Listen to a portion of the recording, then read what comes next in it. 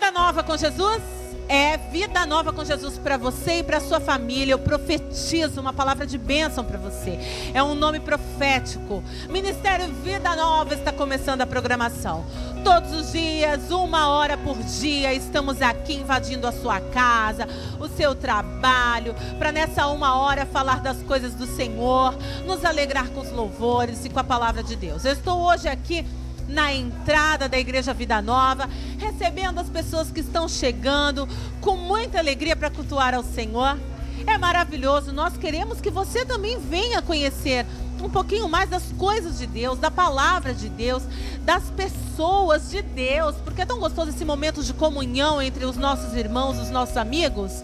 Bom, vamos louvar ao Senhor. No final, fique até o final, hein? Porque teremos a oração pastoral, o fechamento do programa com o nosso pastor Antônio Carlos de Oliveira. E eu te espero porque, olha, nessa semana tem Conexão Jovem com a pastora Sara Santana. Teremos na próxima semana a Banda Bálsamo aqui no Ministério Vida Nova, no Radical Team. E tá chegando, hein? Retiro de mulheres, tá chegando retiro de casais, retiro de jovens. Meu Deus do céu, viagem para Israel. EMAD, Festa Country da Vida Nova. É tanta programação. Acesse o nosso site, portaligrejavidanova.com.br. Lá tem todas as programações, dias, horários, tem os endereços de todas as igrejas e as emissoras que os nossos programas Vida Nova com Jesus, Edificando Vidas e Gospel Mix está passando em qualquer TV aí. Vamos lá então? Vamos adorar a Deus, que o culto já começou.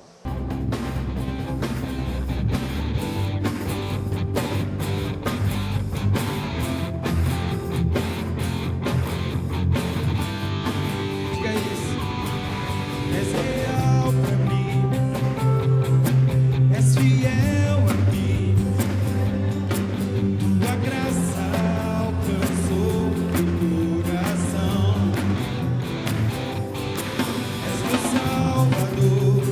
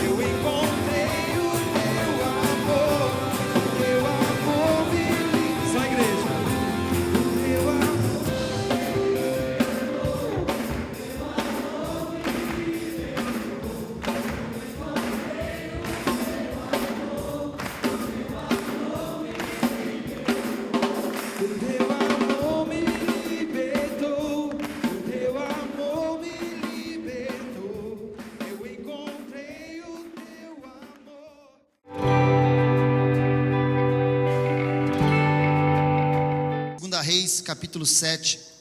4 homens leprosos estavam à entrada da porta, os quais disseram uns aos outros: para que estaremos nós aqui sentados até morrermos? Se dissermos, entremos na cidade, há fome na cidade, e morreremos lá. Se ficarmos sentados aqui, também morreremos. Vamos, pois, agora e demos conosco no arraial dos sírios, e nos deixarem viver. Se nos deixarem viver, viveremos. Se nos matarem, tão somente morreremos. Levantaram-se ao anoitecer para se dirigirem ao arraial dos sírios.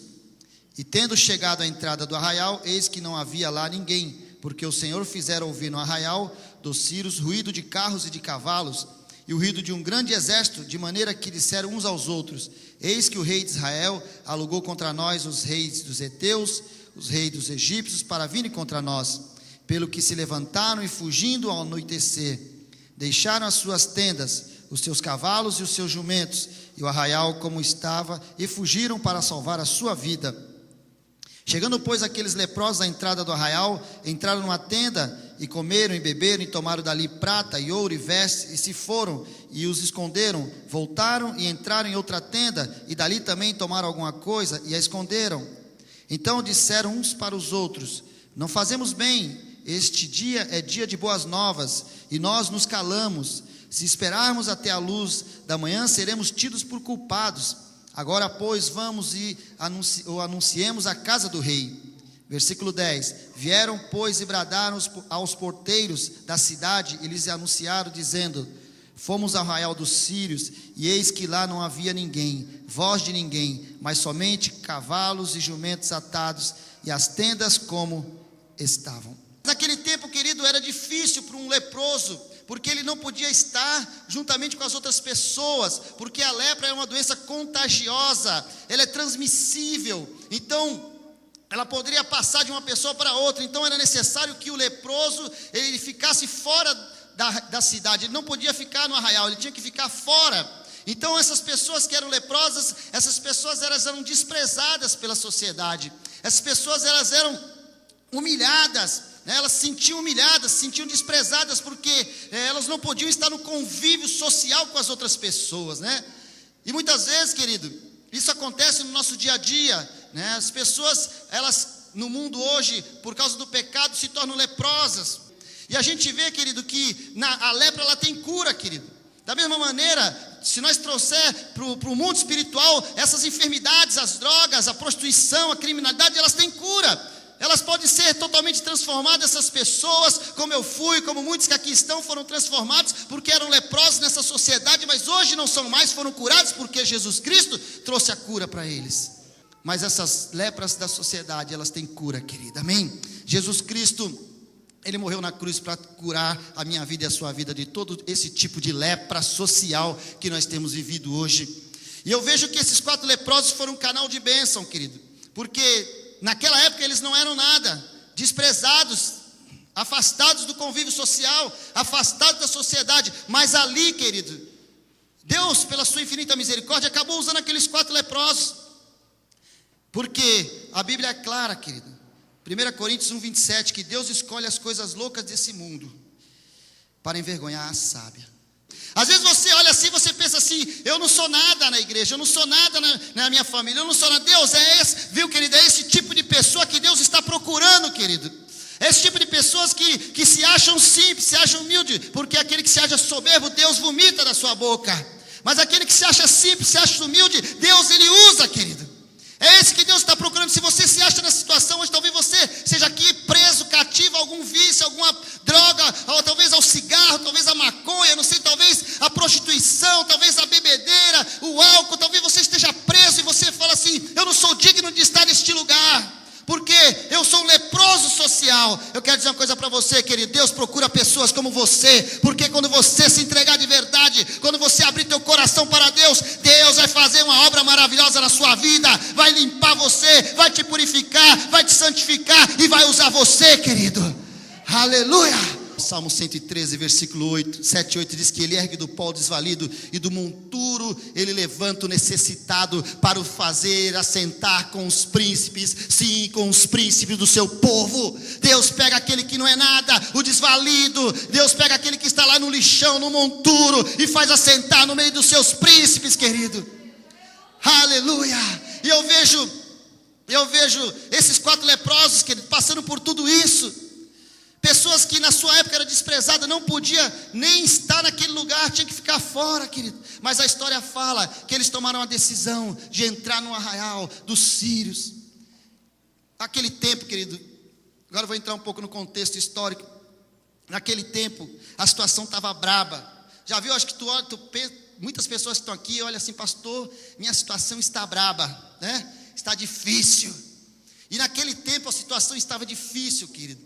Essa história aqui é o desfecho, que nós lemos, é o desfecho de uma grande história, né? Que muitos pregadores já pregaram acerca de Eliseu, quando, né, no começo ali Eliseu revelava para o rei Jorão, rei de Israel. Todas as vezes que o rei da Síria ali vinha, ali Deus revelava para Eliseu, e Eliseu revelava para o rei, né, de Israel, falou assim: não passa por tal lugar, não vai para aquele lugar, porque se você passar, o rei da Síria está com o seu exército e vai te pegar, vai te matar. Então todas as vezes Deus dava livramento, 1, 2 ou 3 vezes praticamente, Deus livrou o rei de Israel através do ministério do profeta Eliseu.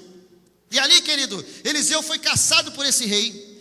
Eliseu foi caçado pelo rei da Síria, né? Foi quando o seu moço viu lá, abriu a janela e viu aquele monte de soldados inimigos do lado de fora. Você vai ver isso em 2 Reis capítulo 6. E ali ele viu aquele monte, ele falou: Senhor, vamos morrer, vamos perecer. E Eliseu falou assim: meu Deus, abre os olhos desse jovem para que ele veja. E quando Deus abriu os olhos do seu moço, daquele jovem, ele viu que aquele monte onde eles estavam estava cheio de carros e cavalos de fogo do Senhor, querido. Aleluia. Deus estava naquele lugar guardando, dando livramento, protegendo o profeta, queridos, porque o profeta estava fazendo a obra de Deus. E quando você faz a obra de Deus, querido, Deus garante a sua vitória. Deus protege você, Deus guarda. Pode ter certeza, querido, é o mundo espiritual, muitas vezes você não está vendo, mas tem anjo de Deus acampado ao nosso redor, tem cavalo do Senhor, tem carruagem, tem homem de Deus ali, tem anjo guardando, querido. Aleluia. E aqui aquele jovem não via, porque essas coisas só se vê com os olhos espirituais, querido. Não dá para ver com os olhos carnais. E aquele jovem viu e falou: oh, aleluia, glória a Deus, Deus nos livrou. E ali, querido, o rei da Síria, ele continuou. O que aconteceu?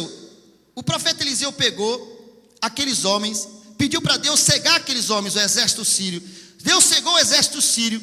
Ele pegou e conduziu o exército sírio até Samaria.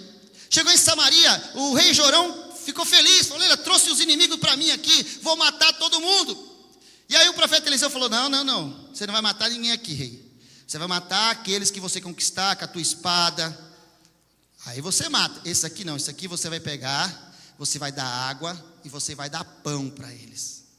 Já pensou, querido, o rei pegar, ter que dar água e pão para os inimigos, aqueles que estavam querendo lutar contra ele? E ali se cumpriu a palavra. Deram água, deram pão para o soldado da Síria, para o exército da Síria, e aí eles voltaram para a sua terra. E ali depois, que ele diz que, depois de algum tempo, lá no versículo 24 do capítulo 6, diz que Ben-Hadad, que era o rei da Síria, ele veio e sitiou a cidade de Samaria. Sitiou o quê? Ele cercou a cidade de Samaria. Nesse momento, que ele diz que, por causa desse cerco, houve uma grande fome em Samaria. Samaria era a capital do reino do norte.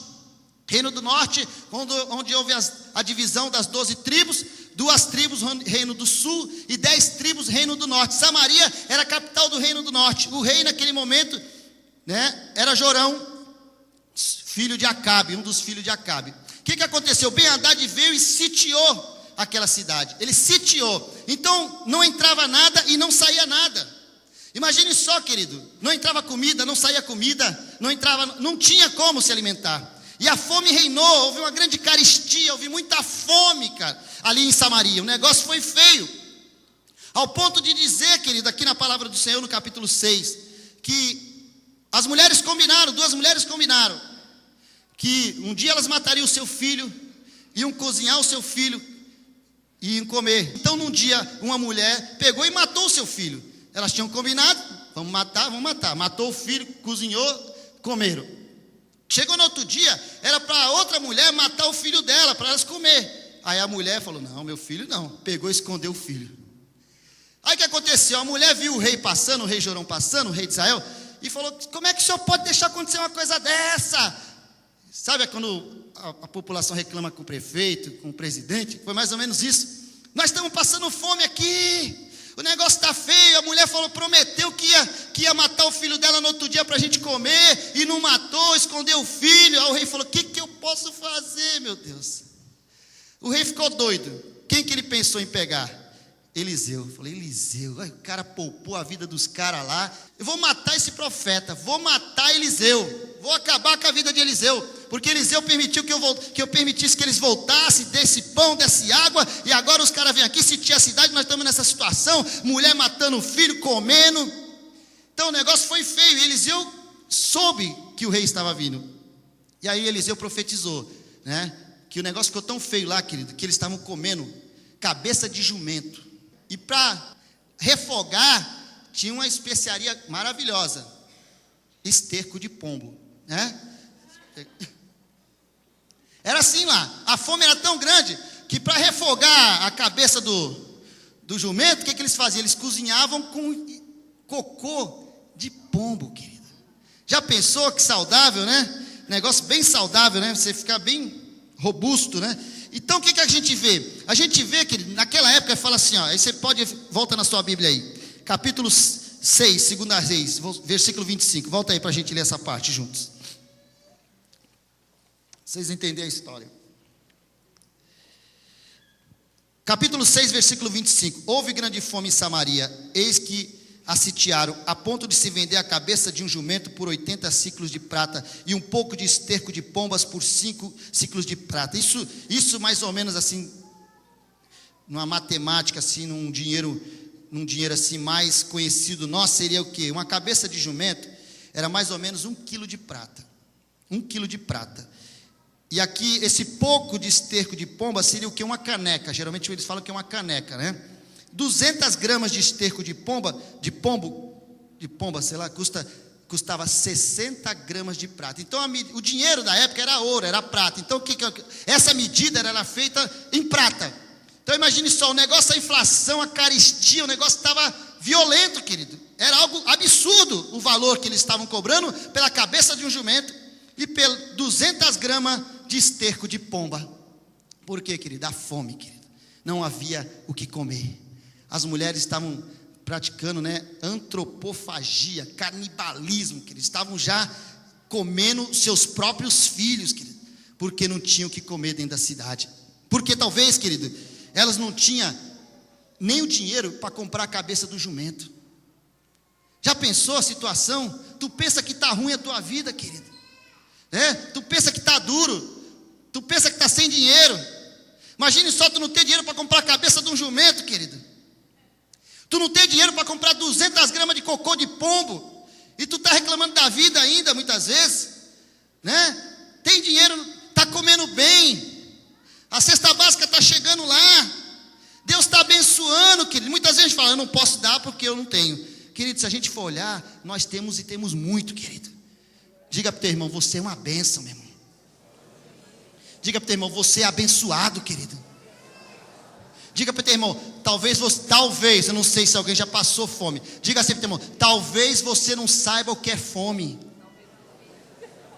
Porque talvez aqui algumas pessoas saibam, né, que já tenham passado na vida. Mas hoje, querido, Deus está te abençoando, querido. Deus está te enriquecendo, você está abençoado, está prosperando. Está devendo ali no banco, não tem problema, mas não falta comida na tua casa, querido. Deus está te abençoando, você tem dinheiro para comprar a cabeça de um jumento, pelo menos, não tem? Não tem? Para comprar a cabeça de jumento, você não tem? Você não tem dinheiro para comprar, mas ninguém quer, né? Ninguém quer comprar o cocô do pombo, né? Porque Deus tem te dado coisa boa, querido. Deus tem te abençoado. Você tem comido coisa boa, né? Você tem comido filé mignon, você tem comido coisa boa, querido. Nós estamos num tempo de vitória, nós estamos num tempo bom, querido, mas naquele tempo nós não podemos dizer que hoje nós estamos passando um período que eles passaram, o negócio era difícil, querido. Eu lembro desse tempo, aconteceu também em Jerusalém. Essa aqui foi o cerco de Samaria, mas em Jerusalém, no ano 70 depois de Cristo, aconteceu isso quando Jerusalém caiu, quando os romanos dominaram Jerusalém, dominaram Israel. O que aconteceu? O general Tito, ele cercou Jerusalém. Diz que naquela época havia muitos malfeitores, homens, ladrões, bandidos, e eles entraram para dentro de Jerusalém, se esconderam em Jerusalém, e ali eles praticavam todos os tipos de crimes, querido. Flávio Joséfo fala que eles roubavam as pessoas, eles entravam na casa das pessoas, e se tivesse 1 quilo de farinha, um pouco, eles entravam e saqueavam, eles roubavam tudo, as pessoas estavam morreram milhares de judeus no cerco de Jerusalém. E ali, querido, conta a história de uma mulher também, que essa mulher, entraram na casa dela, os salteadores, isso 70 depois de Cristo, isso já tinha vindo, querido. Entraram na casa dessa mulher, e sentiram o cheiro de comida lá, falaram, olha, tem um cozido aqui, cozinhou alguma coisa, né? Aí os caras forçaram a mulher, fala o que tu tem aí na tua casa, conta para nós queremos, dá pra gente essa comida aí, nós estamos querendo essa comida, dá essa comida para nós. Aí a mulher contou, tá bom. Está ali o restante. Vai lá, pode pegar. É metade do meu filho. A outra metade eu comi hoje. Diz que os próprios ladrões, eles se assustaram. Os próprios salteadores falaram, não é possível. A mulher matou o próprio filho, querido. Cozinhou. Comeu uma parte. Escondeu a outra para comer no outro dia. Isso no ano 70 depois de Cristo. Por causa da fome, querido. Por causa da situação da carestia, da miséria. E aquele tempo, querido, naquele tempo, nós podemos ver que Deus era misericordioso. Deus era misericordioso, mas você fala, pastor, mas Deus permitiu que Jerusalém caísse, que o povo de Deus, querido, por quê? Porque havia uma desobediência anterior. Havia uma desobediência que não tinha como Deus teve que permitir que aquilo acontecesse, querido. Aconteceu por quê? Por causa da desobediência do povo. Então a Bíblia fala, né? Acho que é Isaías 1,19, se quiserdes e me ouvirdes, comereis o melhor dessa terra.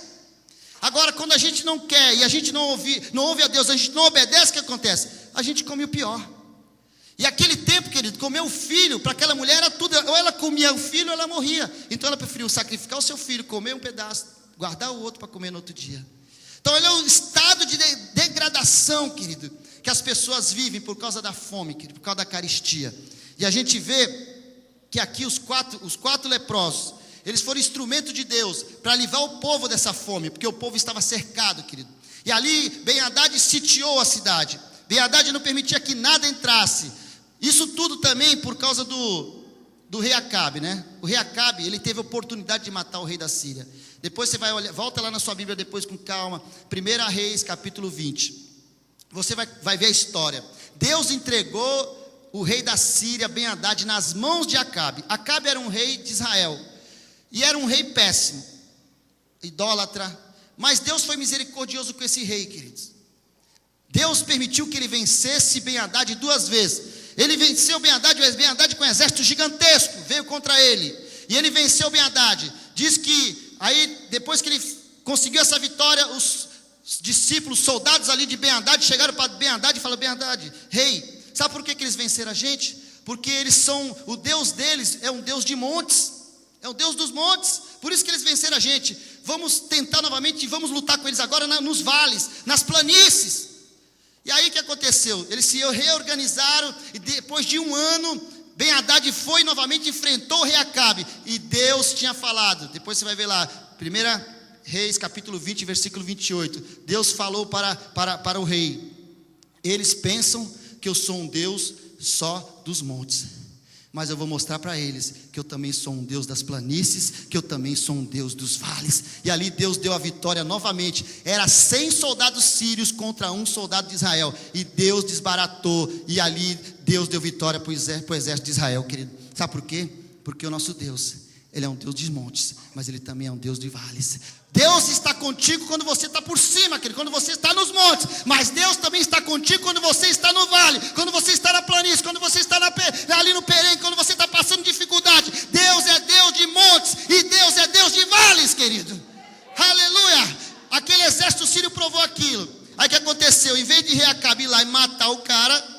Ben-Hadad, o que ele fez? Ele poupou a vida de Ben-Hadad. Poupou. Pegou, fez aliança com Ben-Hadad. Poupou a vida do rei da Síria e fez aliança com ele, o rei Acabe. E aí o que aconteceu? Aí na frente, depois de tudo isso, aconteceu esse cerco de Samaria e o povo passando fome, porque aquele homem lá atrás teve a chance de cumprir a vontade de Deus e não fez, por causa de desobediência, querido. E a desobediência, aleluia, quem planta, colhe. Então quem colheu? Foi o filho dele, foi Jorão. Jorão colheu aquilo que seu pai deixou de fazer lá atrás, querido. Jorão colheu aquilo que seu pai deixou de fazer. Aquilo que era para ele ter feito, Acabe ter feito, Jorão teve que fazer. E ali que aconteceu? Teve aquele cerco.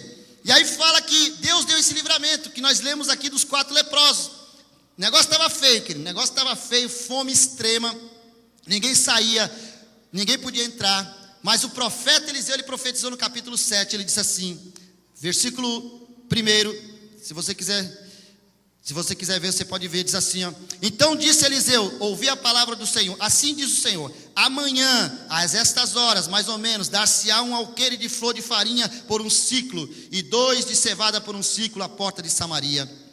Olha só, ele estava dizendo o quê? Que no outro dia, apesar de todas as circunstâncias contrárias, apesar do cerco que havia naquele lugar, no outro dia ele disse que 3,5 quilos do melhor trigo, ou 7 quilos de cevada sairia por 10 gramas de prata. Imagine só, uma cabeça de jumento custava quase 1 quilo, 200 gramas de esterco de pombo custava 60 gramas de prata. No outro dia, praticamente na mesma hora, 3,5 quilos de trigo, ou 7 quilos de cevada sairia por 10 gramas de prata, querido. Olha como é que Deus faz. E aí quando ele profetizou, o soldado, o general do rei Ben-Hadad aqui, ele falou assim, nem que Deus abrisse os céus, isso poderia acontecer. E nós vamos ver lá na frente. Quando chegou os 4 leprosos tiveram a oportunidade de entrar. O que aconteceu aqui, querido? Eles entraram na cidade, eles entraram no arraial dos sírios. Eles chegaram lá, não tinha ninguém, querido.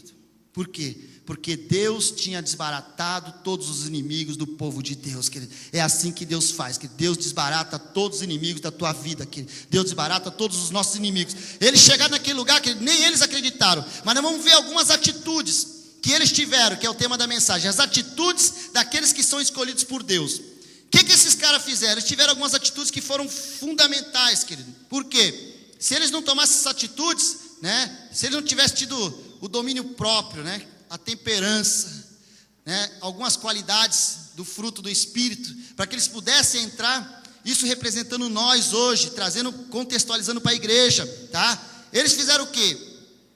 No capítulo 7, no versículo 3, fala assim, ó, que eles, quando os homens leprosos estavam à entrada da porta, os quais disseram uns aos outros, eles disseram uns aos outros, a Bíblia fala claramente, eles estavam dizendo um para os outros, se a gente ficar aqui, a gente vai morrer. Eram leprosos, pessoas desprezadas, não estavam dentro, estavam lá fora da cidade.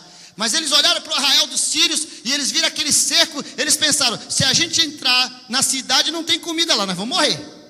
Ou a gente entra ou a gente sai, o que a gente vai fazer agora?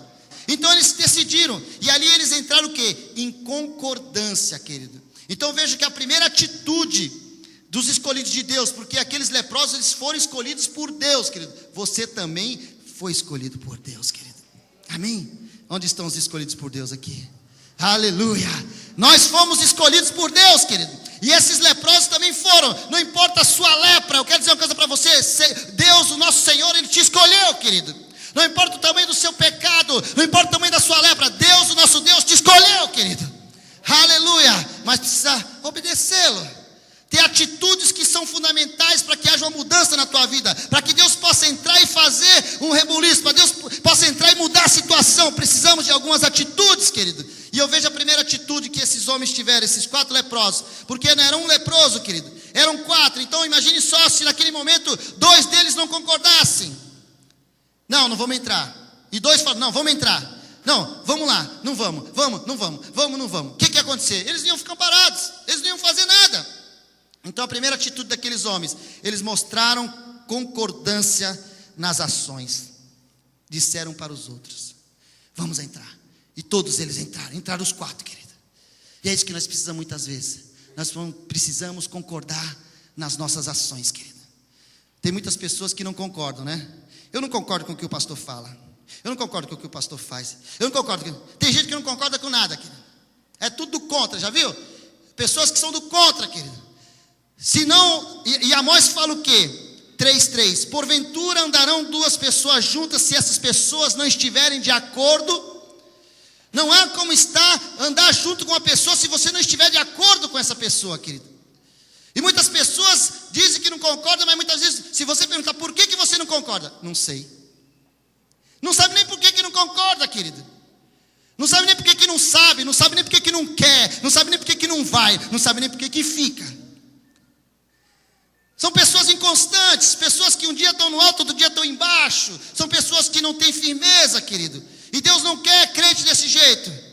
Deus quer pessoas que tenham concordância, querido. Concordem com a palavra de Deus. Se a palavra de Deus fala que em nome de Jesus, aleluia, as cadeias vão cair. Se a palavra de Deus fala que o nome de Jesus é um nome sobre todo nome, você tem que concordar com isso. Se a palavra de Deus fala que nós estamos assentados nas regiões celestiais com Cristo, você tem que concordar com a palavra, querido. Amém? Não adianta ficar, fingindo que não entende. Porque Deus quer pessoas que concordem. Não anda duas pessoas juntas, querido, se não estiver de acordo, não há como, querido. E aqueles 4 leprosos, eles foram de comum acordo. Eles falaram, não, nós vamos entrar lá. Porque se um fala que não quer, o negócio já vai ter que tirar para o ímpar. Não, 2, 2, 1, né? Vamos tirar 2, 2, 1 para ver quem é que vai. Se a gente vai, se a gente não vai. Não é assim? Vamos entrar ou não vamos? E muitas vezes os crentes estão assim, não sei se vou. Não sei se eu vou. Não sei se eu faço. Não sei se... Aí fica um perguntando para o outro, e os dois são inconstantes, e aí acaba que ninguém faz nada, porque nenhum dos dois tem firmeza para dizer, não, vamos, Deus vai abençoar, vai dar certo o negócio. E fica inconstante, são pessoas que não concordam, querido, a Bíblia é clara. Mateus no capítulo 18, 19 diz, se 2 entre vós sobre a terra concordarem a respeito de qualquer coisa que pedirem, será concedida por meu Pai que está no céu, querido. 2 pessoas, só 2 pessoas. Se 2 pessoas concordarem, Deus que está no céu, Ele vai atender a nossa oração, querido, amém? Você pode glorificar Deus por isso? Glorifica o Senhor por isso. Precisa só de 2 pessoas que concordem, querido. Não precisa da igreja inteira, não precisa de uma multidão. Precisa só de 2 pessoas que concordem, querido. É o marido e a esposa em casa.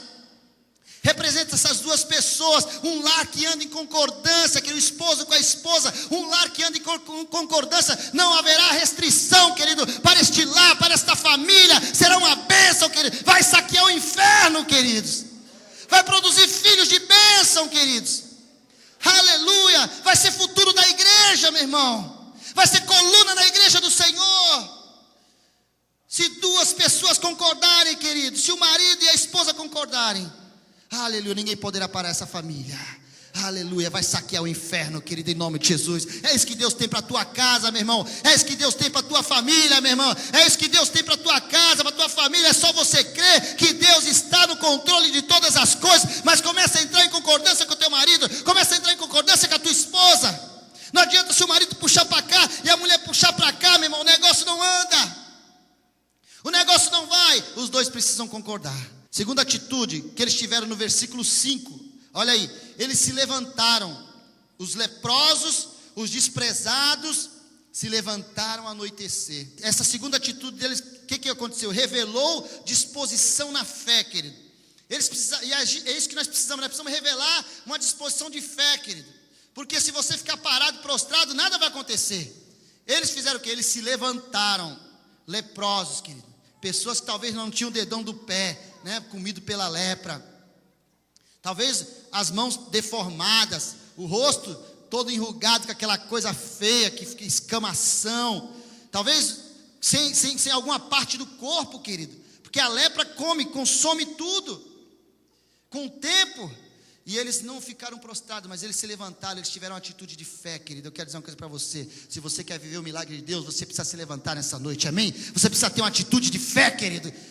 A Bíblia é clara, sem fé é impossível agradar a Deus, porque aquele que se aproxima de Deus, é necessário para que aquele que se aproxima de Deus creia Creia que Ele é galardoador, presenteador daqueles que o buscam. Hebreus capítulo 10 também, no versículo 37, 38 diz assim: porque ainda um pouco de tempo aquele que vem virá e não tardará. O justo viverá da fé, querido. Mas ele diz ali também: mas se essa pessoa retroceder, olha só, Hebreus 10, se essa pessoa retroceder, Deus não tem prazer na sua alma. Meu Deus. São pessoas que começam bem, né? Começam bem. Daqui a pouco vem o desânimo, vem a fraqueza espiritual, vem os problemas, vem as lutas, né? Problema financeiro, faltou dinheiro, a conta não conseguiu pagar, né? Ou o marido que muitas vezes não ajuda, não é crente, ou tem a situação com o filho, problema de enfermidade na família. Tudo isso, querido, são motivos que o inimigo levanta para que a gente venha parar, para que a gente não venha exercitar a nossa fé. Mas aqueles leprosos, querido, eles não pararam. Eles pensaram: se nós ficar aqui, nós vamos morrer. Então é melhor, se tiver que morrer, vamos morrer lá. Isso foi uma atitude de fé, querido, porque eles podiam falar: pô, eu ainda vou andar para morrer, vou andar daqui até lá para depois morrer, né? Tem pessoa que nem andar não quer, que nem se levantar não quer que as coisas caem do céu. As coisas com Deus não caem do céu, meu irmão. Deus precisa ver fé no nosso coração para que Ele possa enviar a promessa. Deus precisa ver fé no meu coração e no seu para que Ele possa quebrar as cadeias. Nós precisamos agir por fé, querido, e não por vista. Não adianta agir por vista, querido, porque isto é esperança. Esperança é quando você espera algo que você não vê, querido. Deus tem promessa, então espera, porque o tempo de Deus, essa promessa vai se cumprir na tua vida, meu irmão. João capítulo 16, 33 diz que no mundo nós teríamos aflições, querido, mas nós devemos ter bom ânimo, porque o Senhor venceu o mundo por nós, querido. Jesus venceu por você, querido. Então é nesse momento de dificuldade que você precisa revelar disposição na fé. Você precisa mostrar que você tem fé, querido. Nessa hora que nós temos que ter fé, nessa hora que nós temos que mostrar que nós cremos num Deus vivo, num Deus que pode mudar a circunstância contrária. Se você ficar parado, prostrado, as coisas não vão acontecer. Aqueles leprosos, mesmo com toda a dificuldade que eles tinham, eles se levantaram e foram em busca da resposta de Deus, querido. Deus faz da maneira que Ele quer, Ele usa quem Ele quer da maneira que Ele quer, querido. Ele usou os leprosos, querido, para mostrar para aquelas pessoas lá, que através daquelas pessoas desprezíveis, Ele estaria trazendo a libertação, a provisão para aquela nação, queridos. Porque Deus faz do jeito que Ele quer, querido.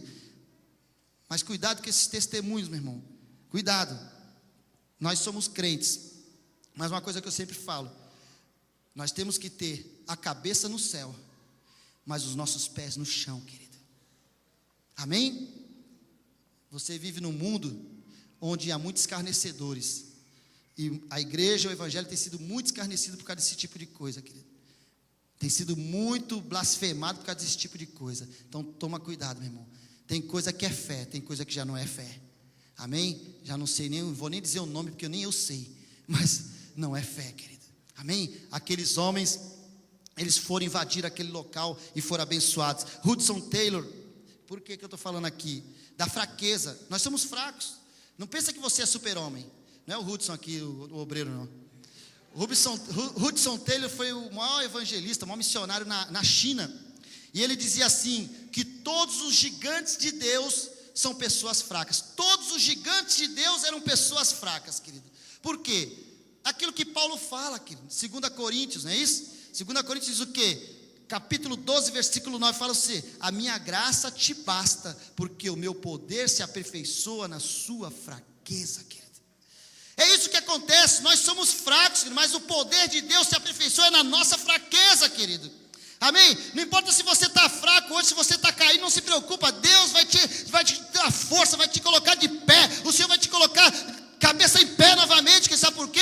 Porque é Ele que faz com que a sua graça te baixe, querido. E na sua fraqueza, Deus vai aperfeiçoar o seu poder na sua vida, querido. Agora, quando o cara se acha o bambambam, Deus não está no negócio, Deus não age, querido. Deus não age. Por isso que na fraqueza de Paulo, sabe o que era essa fraqueza que Paulo estava falando? Era o espinho na carne. Sabe por quê? Paulo tinha tido uma visão tremenda. Ele foi ao céu. E aí que a gente vê que muitos crentes não põem o pé no chão, queridos. Diz que ele teve uma visão do céu. E ali ele viu coisas tremendas. Tá? Vê lá, vamos ver juntos. 2 Coríntios capítulo 12. 2 Coríntios, capítulo 12, abre aí comigo.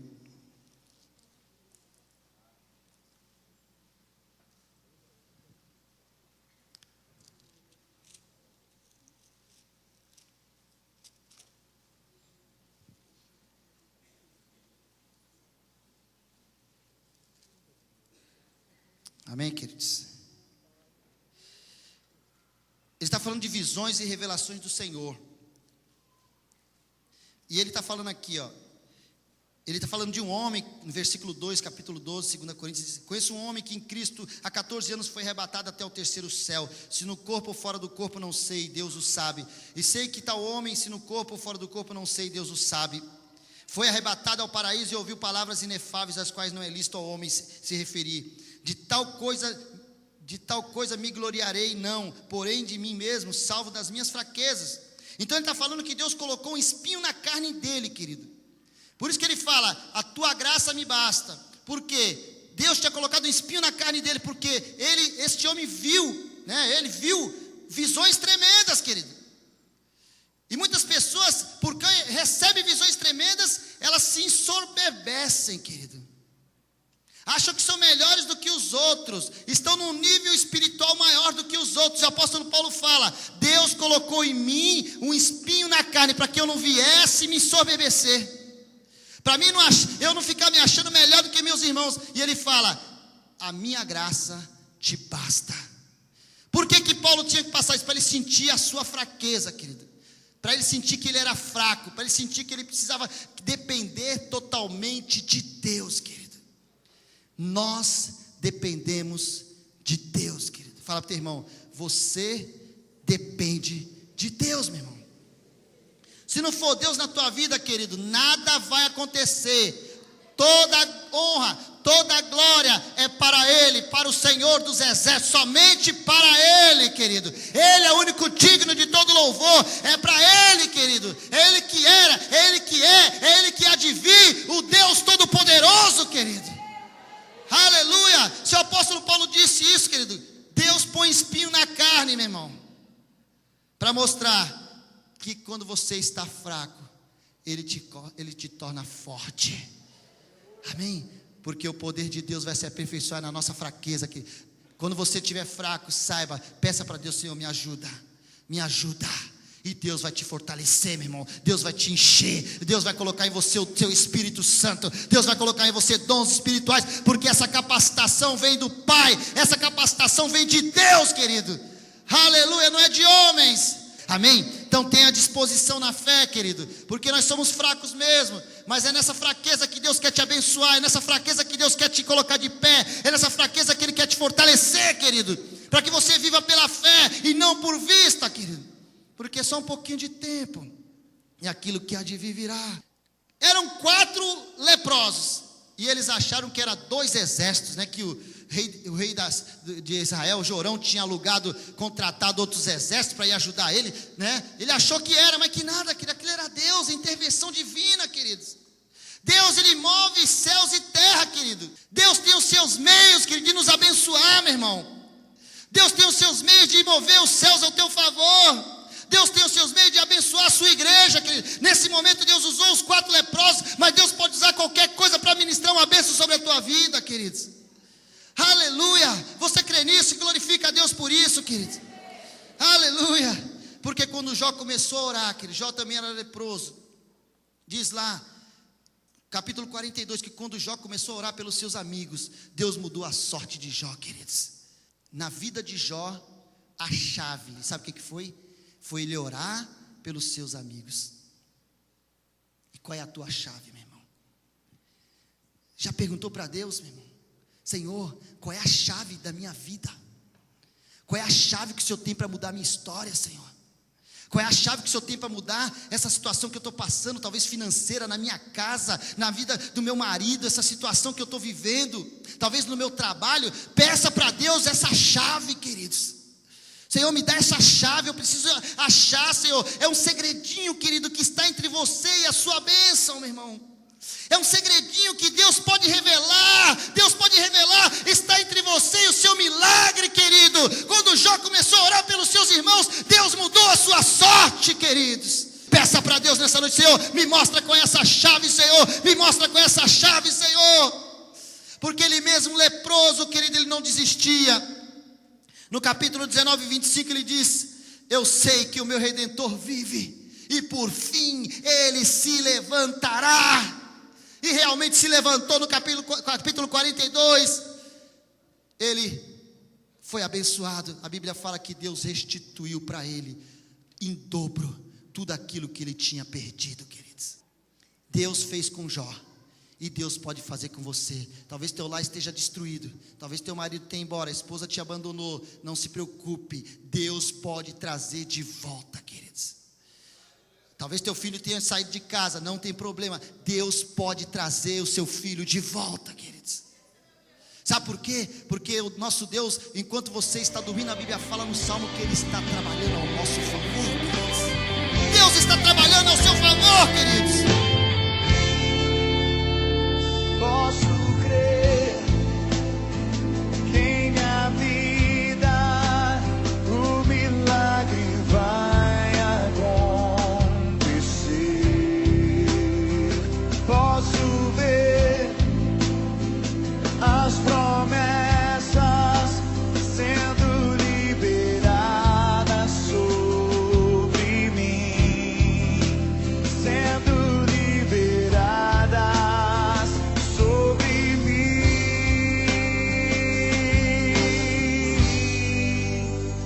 Posso crer que em minha vida o milagre vai acontecer. Posso ver as promessas sendo liberadas sobre mim, sendo liberadas sobre mim.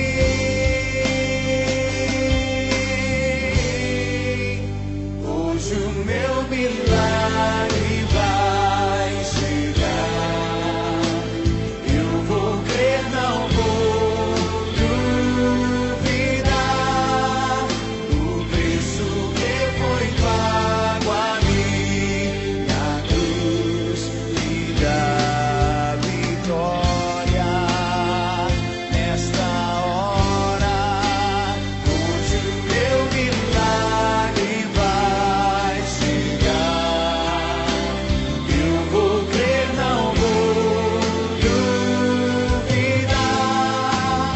O preço que foi pago a mim na cruz me dá vitória. E olha, um culto aqui que é do mês da herança, nada melhor do que trazer para vocês um casal que, olha, Evandro e Marcela, eles acabaram de ficar noivos aqui durante o culto. E eu gostaria que vocês falassem para os nossos telespectadores a importância disso, de trazer aqui na igreja as alianças e ser, né, abençoado. Nós pedimos primeiramente agradecendo a Deus, né?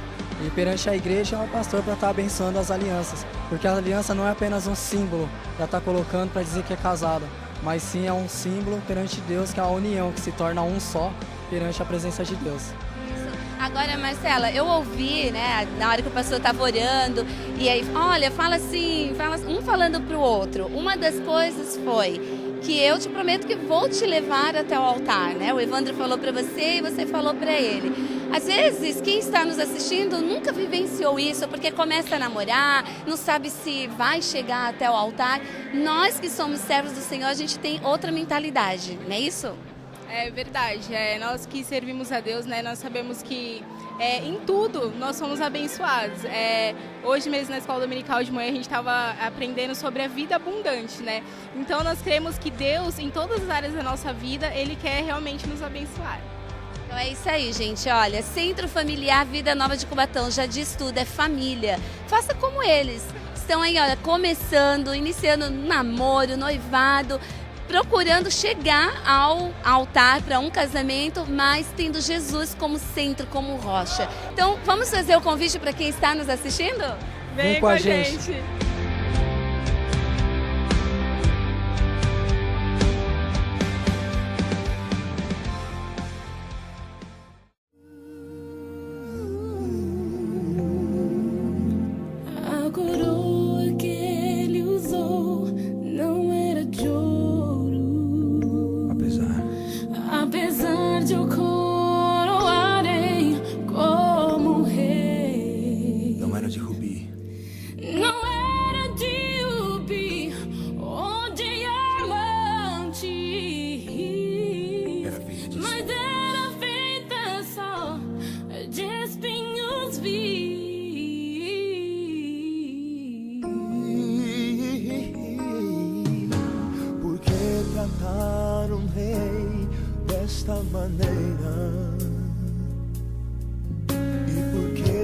fazer-nos a coroa d'água. Ele nunca foi forçado a usá-la, mas por amor deixou seu lar real. A coroa que Jesus na cruz, fora feita para mim. Ele a trocou pela minha salvação, e jamais terá de usá-la outra vez.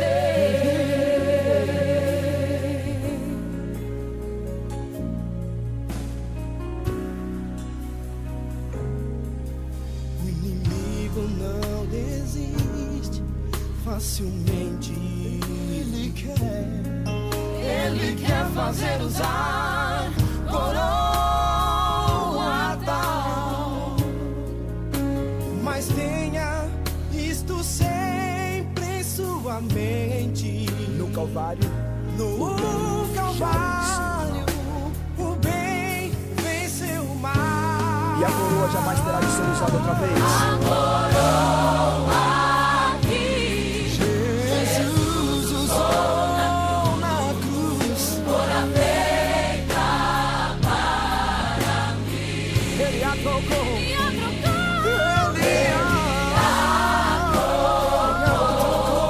Pela minha salvação, e jamais terá de usá-la. Que bom, né? O Ministério Vida Nova, ele tem desfrutado de dias maravilhosos. O Senhor Deus tem operado nesse ministério de uma maneira grandiosa. Eu posso dizer que nós temos desfrutado da multiforme graça de Deus. Os cultos, a gente vê que são cultos avivados, cultos onde muitas pessoas são batizadas com o Espírito Santo, curadas, pessoas transformadas. E eu quero convidar você para estar conosco, você e toda a sua família. Venha participar, venha usufruir das bênçãos que Deus reservou aqui no Ministério Vida Nova. Eu vou orar agora por você e sua família, e tenho certeza que Deus vai agir, vai atuar e vai trabalhar para trazer para você dias melhores. Senhor, meu Deus e Pai, neste momento eu quero pedir a Ti por todas as pessoas que estão nos assistindo, pessoas que precisam da Tua ajuda. A Tua palavra diz que Tu és o socorro bem presente na hora da angústia. Tu és aquele que sempre está pronto a socorrer, a ajudar, a defender o aflito. Eu peço que o Senhor venha, Senhor, fazendo uma obra maravilhosa nestas vidas, nas famílias. Senhor, ajustando a família, fazendo com que os casamentos sejam edificados e fortalecidos, fazendo com que as pessoas possam ter dias melhores nessa terra. Pai, nós oramos a Ti, pedindo saúde, pedindo prosperidade espiritual e prosperidade financeira para o Teu povo. Obrigado, Pai, em nome de Jesus. Até o próximo programa. Contamos com você.